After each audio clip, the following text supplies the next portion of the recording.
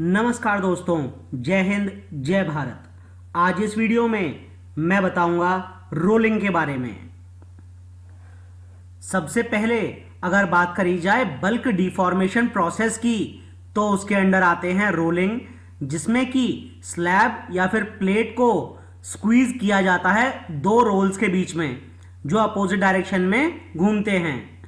दूसरा bulk deformation process है wire drawing, जिसमें कि एक मोटे तार को खींचकर उसका डायमीटर डाई के अंदर डालकर कम किया जाता है।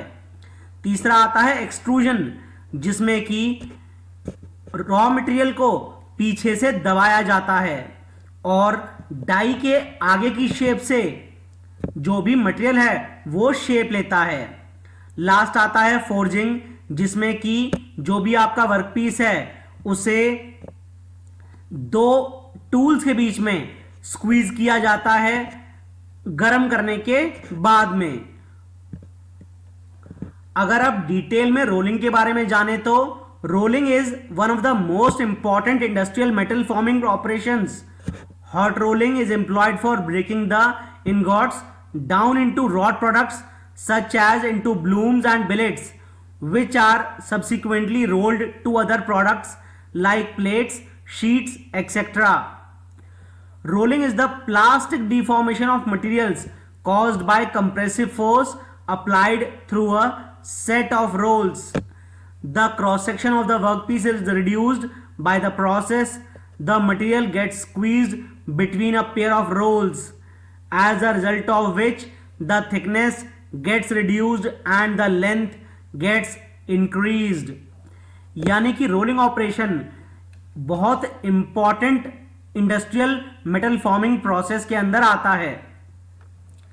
रोलिंग ऑपरेशन में बड़ी बड़ी सिल्लियों को छोटे साइज में कन्वर्ट किया जाता है और उसके बाद उनको रोल किया जाता है पतली प्लेट्स और शीट में। रोलिंग में मटेरियल का प्लास्टिक डिफॉर्मेशन होता है, यानी रॉ मटेरियल आपका परमानेंटली डिफॉर्म होता है कंप्रेसिव फोर्सेस की मदद से, और वो कंप्रेसिव फोर्स दो रोल्स द्वारा लगाए जाते हैं। रोलिंग प्रोसेस में वर्क पीस का क्रॉस सेक्शनल एरिया रिड्यूस होता है और उस क्रॉस सेक्शनल एरिया के रिड्यूस होने से, यानी थिकनेस रिड्यूस होने से, उस रॉ मटेरियल की लंबाई बढ़ जाती है। Deformation process in which work thickness is reduced by compressive forces exerted by two opposing rolls is called rolling. Short में आप कह सकते हैं कि रोलिंग एक डिफॉर्मेशन प्रोसेस है जिसमें वर्कपीस की मोटाई रिड्यूस होती है, और वो रिड्यूस होने का कारण होता है कंप्रेसिव फोर्स जो कि दो अपोजिंग रोल्स द्वारा लगाई जाती है। डायग्रामेटिकली अगर इस चीज को देखें तो ये पहला रोल, ये दूसरा रोल, ये दोनों अपोजिट डायरेक्शन में घूम रहे हैं। ये इधर पर रॉ मटेरियल है हमारे पास जो कि एक मोटा वर्कपीस है। रोल्स कंप्रेसिव फोर्स लगाएंगे इस वर्कपीस के ऊपर, और जैसे ही ये वर्कपीस इन रोल्स के बीच में से पास करेगा तो रॉ मटेरियल का लेंथ बढ़ जाएगा और थिकनेस कम हो जाएगी। अब अगर रोटेटिंग रोल्स के फंक्शन के बारे में बात की जाए तो rotating rolls perform two main functions. First one is pull the work into the gap between them by friction between the work part and rolls.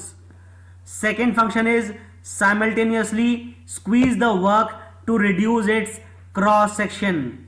यानी रोल्स का जो दो मेन फंक्शन है उनमें से पहला फंक्शन है वर्कपीस को दोनों रोल्स के बीच में जो स्पेस है उसमें खींचना, और उसके लिए फ्रिक्शन अपना रोल प्ले करता है। दूसरा मेन फंक्शन है वर्कपीस को दबाना जिससे कि उसका क्रॉस सेक्शनल एरिया कम हो जाए। अब अगर टाइप्स ऑफ रोलिंग के बारे में बात की जाए तो rolling is classified on the basis of workpiece geometry. First one can be flat rolling, It is used to reduce thickness of a rectangular cross section. And second one is shape rolling. Square cross section is formed into a shape such as an I-beam. यानी कि अगर work piece की geometry के हिसाब से rolling को classify करें तो पहला है फ्लैट रोलिंग, जिसमें आपको पतली चादर मिलती है रेक्टेंगुलर शेप की। दूसरी टाइप की रोलिंग है शेप रोलिंग, जिसमें कि आई बीम टाइप के शेप्स स्क्वायर क्रॉस सेक्शंस से ट्रांसफॉर्म होते हैं। Rolling can also be classified on the basis of work temperature, यानी रोलिंग को वर्क पीस के टेम्परेचर के ऊपर भी क्लासिफाई कर सकते हैं।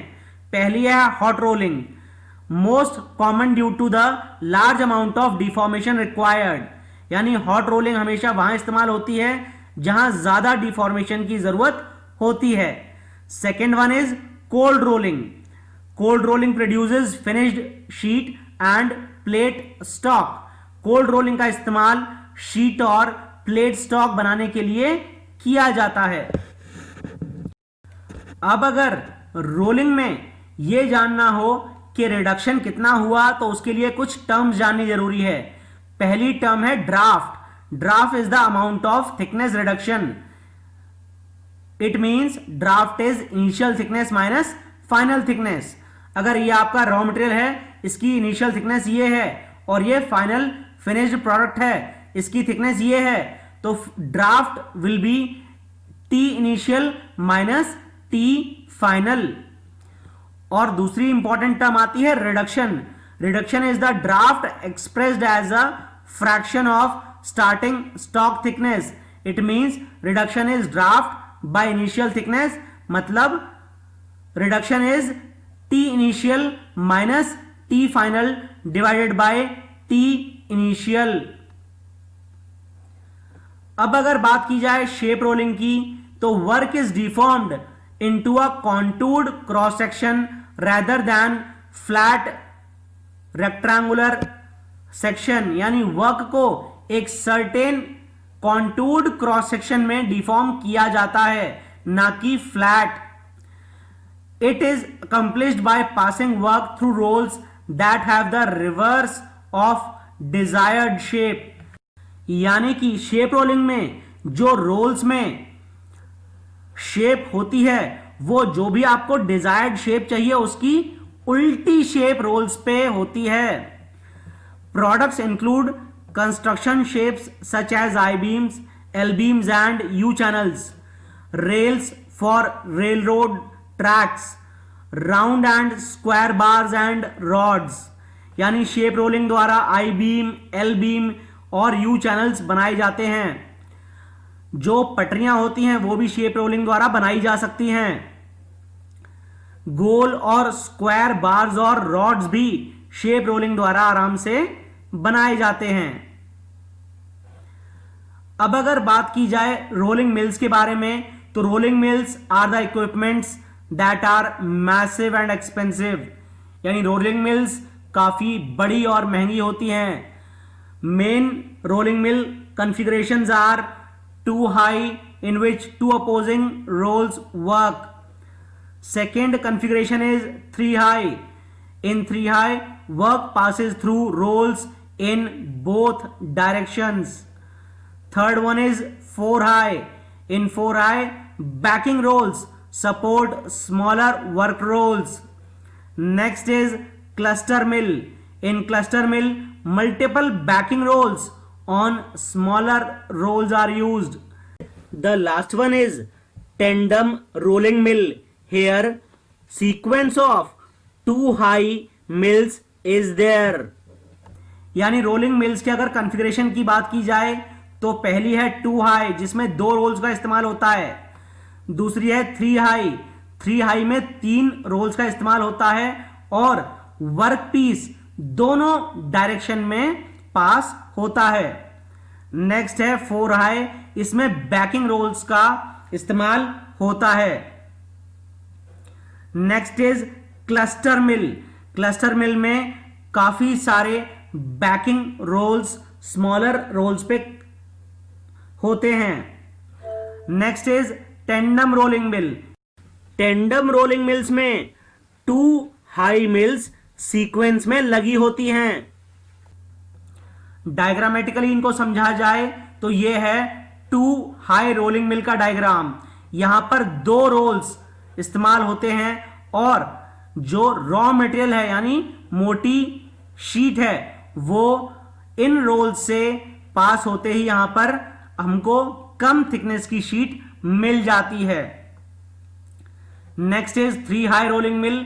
वर्कपीस यहां पर डाला जाता है 2 रोल्स के बीच में, उसके बाद यहां से पास होने के बाद वापस से अगले रोल्स में यानी जो पहले बार रोल हुए उसके एक रोल और एक नए रोल के बीच में वापस से पास होता है।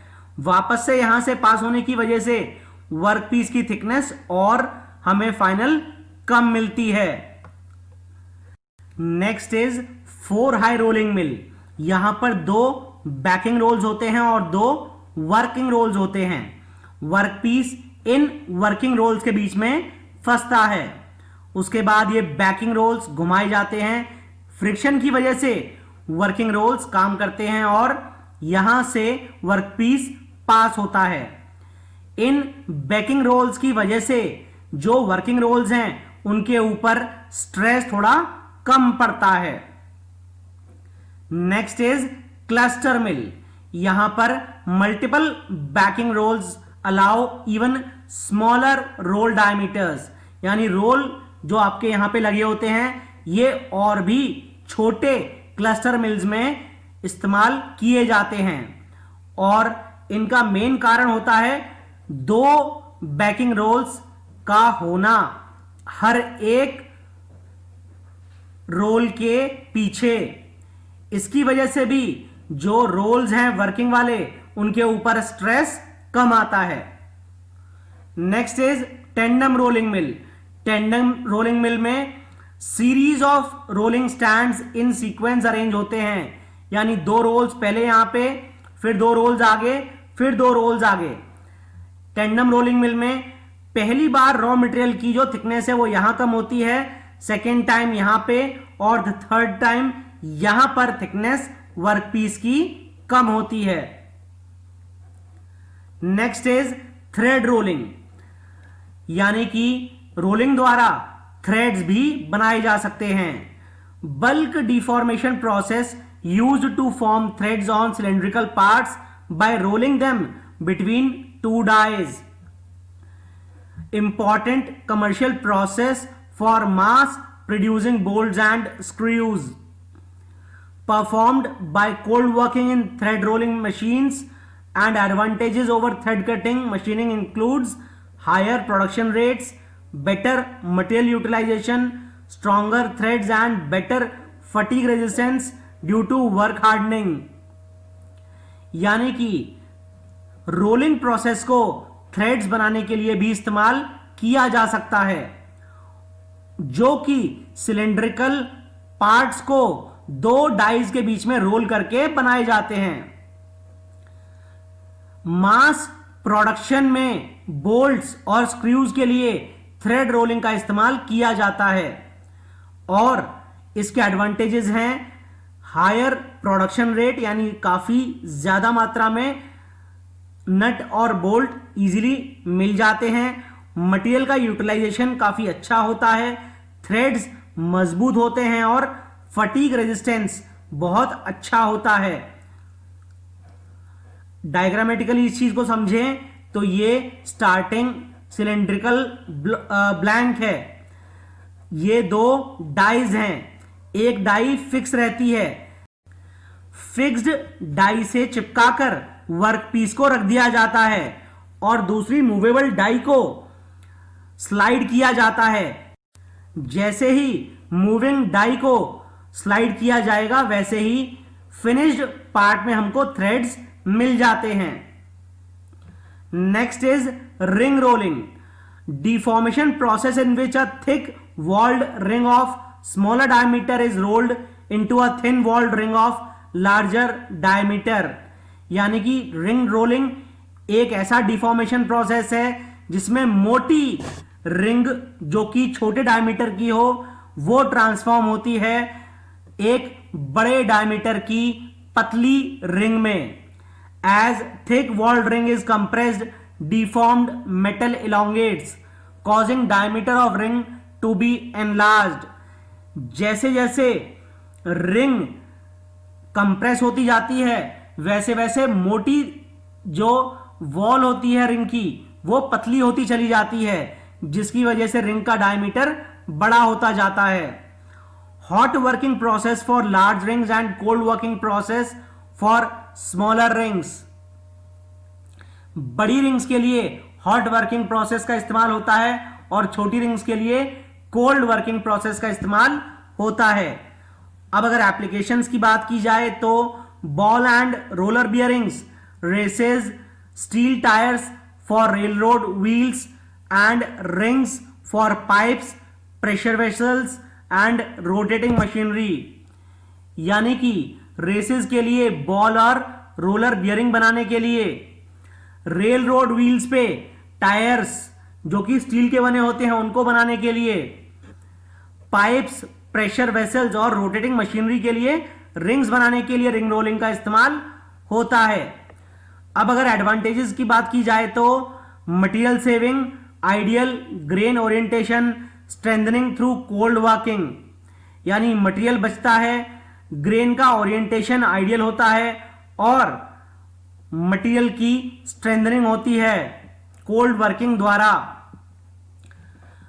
Ring rolling used to reduce wall thickness and increase the diameter of a ring. यानी शॉर्ट में अगर बात की जाए तो रिंग रोलिंग का इस्तेमाल रिंग की वॉल की थिकनेस को कम करने के लिए और डायमीटर को बढ़ाने के लिए इस्तेमाल इसका किया जाता है. डायग्रामेटिकली अगर इस चीज को समझें तो ये रिंग है जिसकी मोटाई काफी ज्यादा है और डायमीटर इसका काफी कम है. जैसे ही इन एजिंग रोल्स और इन आइडलर रोल और इस मेन रोल द्वारा इस रिंग को घुमाया जाएगा, कंप्रेसिव फोर्स यहां पे एक्ट करेगी और रिंग का डायमीटर पतला होता चला जाएगा.